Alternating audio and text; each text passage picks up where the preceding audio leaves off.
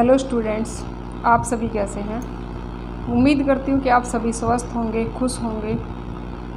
जो आज की हमारी वीडियो है, जो हमारा चैप्टर सेकंड है, कलेक्शन ऑफ डाटा, यानी कि आंकड़ों का संकलन। तो इसमें जो द्वितीयक आंकड़े होते हैं, तो उसके संकलन के ऊपर, उसके कलेक्शन के ऊपर ये वीडियो है।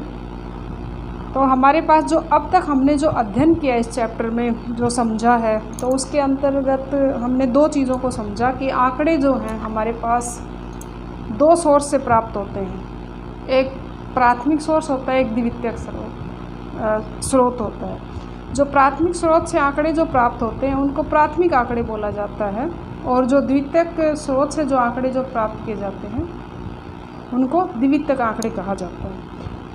तो अब तक हमने जो पढ़ा, जो समझा कि प्राथमिक आंकड़े और प्राथमिक आंकड़ों के स्रोत को, विधियों को समझा। जो आज की वीडियो है बेटा, वो हम द्वितीयक आंकड़ों को के संकलन को समझेंगे कि उनका संकलन कैसे किया जाता है, कहाँ से किया जाता है।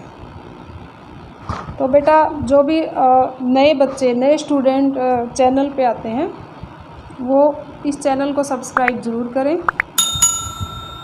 तो चलिए आगे बढ़ते हैं। तो जो हमारे पास जो हमने द्वितीयक आंकड़ों का जो संकलन करना है, तो हमारे पास दो सोर्स होते हैं। दो स्रोत के माध्यम से हम उन आंकड़ों को का संकलन करते हैं, एकत्रित करते हैं। तो बेटा, ये दो सोर्स कौन कौन से हैं?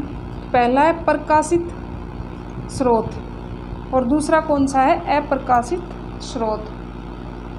तो प्रकाशित, जैसा कि नाम से ही समझ में आ रहा होगा, प्रकाशित का मतलब कि पहले वो आंकड़े कहीं पे वो न्यूज़पेपर में या फिर किसी मैगजीन में, इनमें उनका प्रकाशन हो चुका है।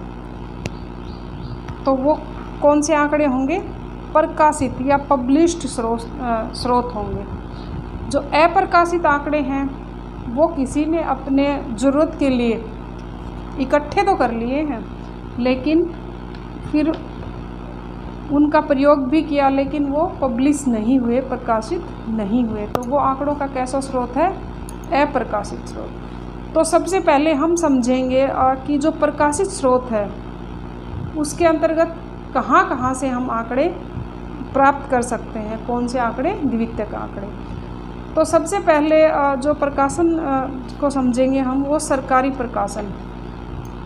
तो इसके अंतर्गत कौन आता है? भारत की केंद्रीय तथा राज्य सरकारों के मंत्रालय तथा विभाग विभिन्न विषयों के संबंधित आंकड़े प्रकाशित करते रहते हैं। जो हमारे जो कुछ केंद्रीय विभाग होते हैं और कुछ राज्य विभाग होते हैं। एक केंद्रीय सरकार होती है और राज्य सरकार, स्थानीय सरकार भी होती है बेटा, तो वो एक अलग विषय है। लेकिन इसमें हम समझेंगे कि केंद्रीय और राज्य सरकार, उसके जो मंत्रालय और विभाग हैं, उनके द्वारा भी आंकड़े क्या किए जाते हैं? इकट्ठे किए जाते हैं और प्रकाशित किए जाते हैं।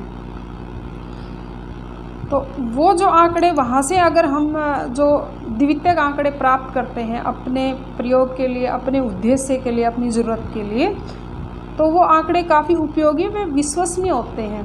क्योंकि जो गवर्नमेंट जो आंकड़े इकट्ठे एकत्रित करती है, तो वो आंकड़े बहुत अधिक विश्वसनीय होते हैं। तो हमारे पास जैसे कुछ एग्जाम्पल हैं, कुछ सरकारी प्रकाशन हैं, उनके एग्जाम्पल हैं कि स्टैटिस्टिकल एब्स्ट्रैक्ट ऑफ इंडिया, जो कि आंकड़े प्रकाशित करता है। Annual survey of industries, industry वगैरह के जो आंकड़े हैं वो ये डिपार्टमेंट प्रकाशित करता है। एनुअल जो सर्वे होता है इसका, इंडस्ट्रीज़ का, उसके आंकड़े। रिजर्व बैंक ऑफ इंडिया का जो बुलेटिन आता है, उसमें आंकड़े प्रकाशित होते हैं।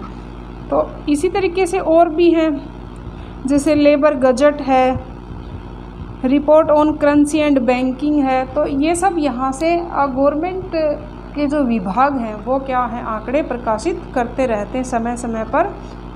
और जो एक अनुसंधान करता है अपनी ज़रूरत के हिसाब से, वहाँ से द्वितीयक आंकड़े उठा सकता है, ले सकता है। नेक्स्ट जो है अर्ध सरकारी प्रकाशन। तो कुछ अर्ध सरकारी संस्थाएं हैं, कौन कौन सी हैं? जैसे नगर पालिकाएँ हैं, नगर निगम है, जिला परिषद आदि। ये अर्ध सरकारी संस्थाओं के अंतर्गत आते हैं। तो ये भी कुछ आंकड़े हर साल क्या करते हैं, प्रकाशित करते हैं। तो ये आंकड़े किससे संबंधित होते हैं, जैसे जन्म मरण से संबंधित, शिक्षा से, स्वास्थ्य से संबंधित जो भी आंकड़े हैं, इस तरीके के आंकड़े हम कहाँ से प्राप्त कर सकते हैं, नगर निगम से, नगर पालिका आदि से हम प्राप्त कर सकते हैं। और ये यहाँ पे जो उपलब्ध आंकड़े हैं ये भी विश्वसनीय होते हैं और अनुसंधान में अति उपयोगी होते हैं। जैसे किसी का जो जन्म होता है बच्चों का, नवजात बच्चों का, तो उनका जो रजिस्ट्रेशन वगैरह होता है तो वो जैसे सिटी के हिसाब से होता है, नगर निगम है, नगर पालिका है, तो उसके अंतर्गत ही वहाँ से हम प्रमाण पत्र प्राप्त करते हैं। तो उनके पास ये रिकॉर्ड होते हैं जन्म मरण से संबंधित, शिक्षा और स्वास्थ्य से संबंधित। तो वहाँ से इस तरीके के द्वितीयक आंकड़े प्राप्त किए जा सकते हैं। नेक्स्ट जो है हमारा थर्ड क्या रहेगा, समितियाँ और आयोगों की रिपोर्ट। तो हमारे कुछ आयोग वगैरह हैं, जैसे वित्त आयोग, योजना आयोग, इस तरीके से कुछ जो समितियां वगैरह सरकार समय समय पर बनाती रहती है। किसी भी विषय के विश्लेषण के लिए, समस्या के लिए समितियां बनाई जाती हैं। तो ये जो समितियां हैं जो अपनी रिपोर्ट देती हैं, तो वो आंकड़े भी वो प्रकाशित होते हैं और द्वितीयक आंकड़े वहाँ से प्राप्त किए जा सकते हैं। नेक्स्ट है व्यापारिक संघों के प्रकाशन। तो व्यापारिक संघ, पहले इसको समझते हैं कि जैसे चीनी मिल संघ, तो ये जो संस्था है, चीनी मिल जो संघ है, तो ये भी अपने आंकड़े क्या करते हैं, प्रकाशित करते हैं। एक अनुसंधान करता अपनी ज़रूरत के हिसाब से, उसको किन आंकड़ों की ज़रूरत है उसके हिसाब से वो आंकड़े इकट्ठे कर सकते हैं।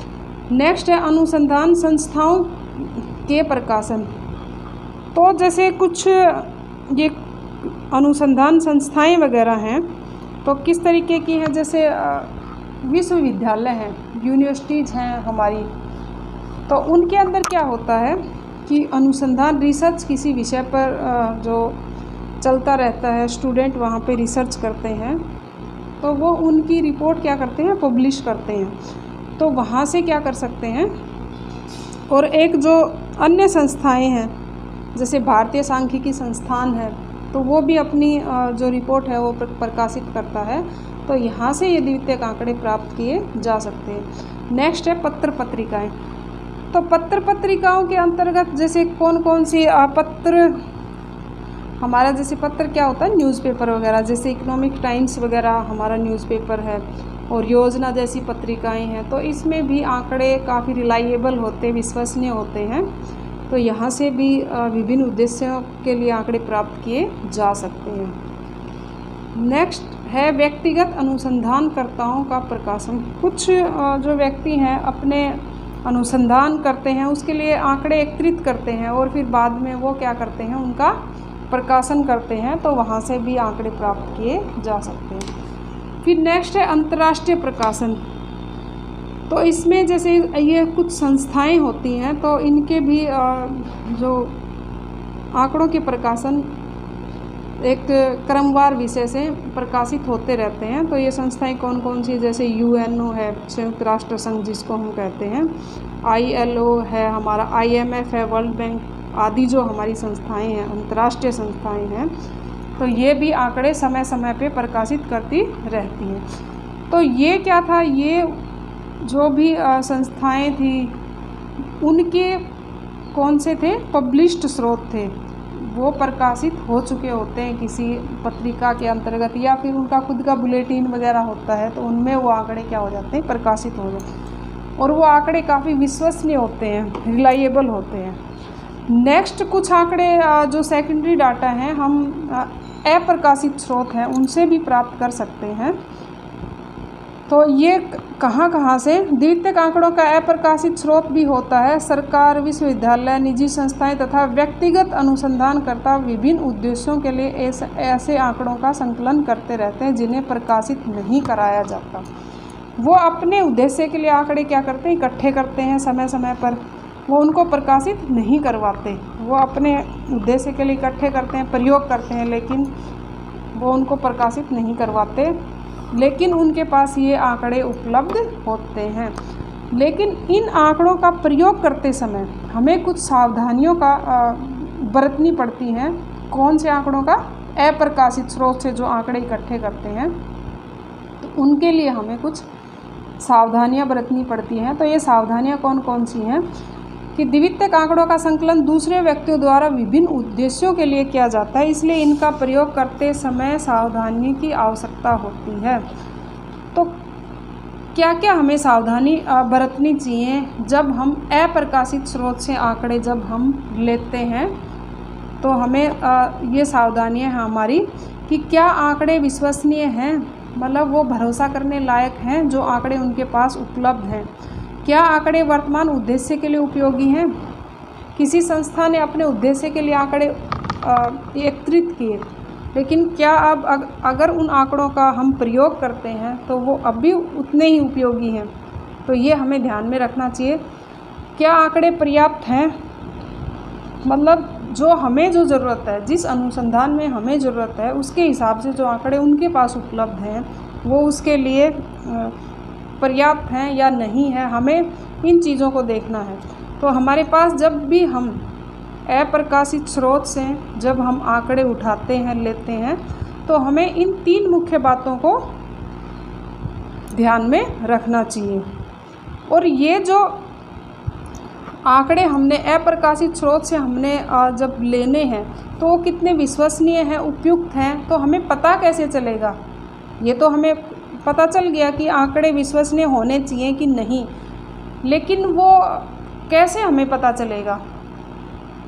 तो इसके लिए कुछ जांच हमारे सामने है कि हमें उनको कैसे परखना चाहिए, कैसे जांचना चाहिए। तो कैसे उनको जांचना चाहिए ये आगे हम समझते हैं। तो सबसे पहले कि संकलन संगठन की योग्यता, कि जिस भी संगठन ने इन आंकड़ों को इकट्ठा किया है, इनको संकलित किया है, कलेक्ट किया है, वो योग्य है कि नहीं है, तो ये हमें समझना ज़रूरी है। अगर इस विषय पर ये खरे उतरते हैं तो इसका मतलब वो आंकड़े विश्वसनीय हैं। नेक्स्ट है उद्देश्य तथा क्षेत्र।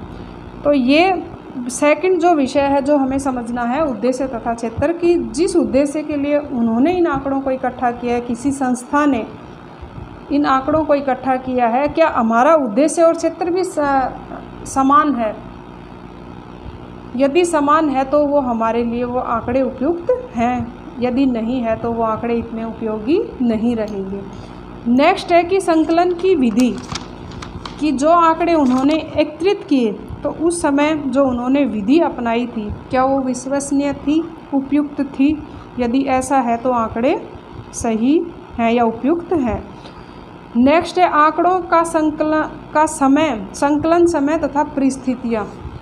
कई बार क्या होता है कि आंकड़े जब इकट्ठे किए जाते हैं तो वो समय और परिस्थितियाँ हमारे जो हमें ज़रूरत है, जिस समय हमें उन आंकड़ों की ज़रूरत है और जिस समय उस संस्था ने, उस व्यक्ति ने जो आंकड़े इकट्ठे किए थे, उस समय की स्थितियाँ, परिस्थितियाँ भिन्न हैं। मैं एक एग्जाम्पल के द्वारा समझाती हूँ कि किसी संस्था ने युद्ध के समय कुछ आंकड़े एकत्रित किए और अब जो समय है, परिस्थितियाँ हैं, वो कैसी हैं? अब इस तरीके का कोई वातावरण नहीं है, मतलब कि शांति है। तो युद्ध के समय आंकड़े जो एकत्रित किए जाते हैं वो शांति के समय की जो परिस्थितियां हैं वहाँ के लिए उपयुक्त नहीं होते। तो हमें समय और परिस्थिति को भी समझ लेना चाहिए कि वो आंकड़े किस समय और किस परिस्थिति में उन्होंने संकलित किए थे। नेक्स्ट है इकाई की परिभाषा। तो जो जिस समय वो आंकड़े एकत्रित किए गए तो उसके लिए जो इकाई और जो वो अर्थ वो जो लेके चले थे, क्या वो हम जिस अर्थ में उन आंकड़ों को एकत्रित करना चाहते हैं तो क्या वो उनकी जो परिभाषा है वो समान है कि नहीं है। नेक्स्ट है शुद्धता। कई बार ऐसा होता है कि किसी व्यक्ति द्वारा या संस्थान के द्वारा जो आंकड़े एकत्रित किए गए थे तो उन्होंने जो एक्यूरेसी है या शुद्धता है तो सामान्य शुद्धता को ध्यान में रखते हुए आंकड़े एकत्रित किए। लेकिन अगर मान लो कि हमें उन आंकड़ों की ज़रूरत है लेकिन हमें जो हाई एक्यूरेसी के साथ उन आंकड़ों की ज़रूरत है तो वो आंकड़े हमारे लिए उपयोगी नहीं हैं, क्योंकि उन्होंने उन आंकड़ों को एकत्रित करने के लिए केवल और केवल सामान्य शुद्धता का ही प्रयोग किया था। तो ये थी कुछ बातें जो हमें द्वितीयक आंकड़ों का जो अप्रकाशित स्रोत है उनको एकत्रित करते समय हमें इन सावधानियों को बरतना आवश्यक है। यदि हम इन सावधानियों को बरतेंगे तो हमारा जो रिज़ल्ट, जो हमारे पास जो फाइनल जो रिज़ल्ट निकल के आएगा वो भी सही होगा, नहीं तो वो हमारे लिए उतना उपयुक्त और शुद्ध एक्यूरेट नहीं रहेगा। Thank you.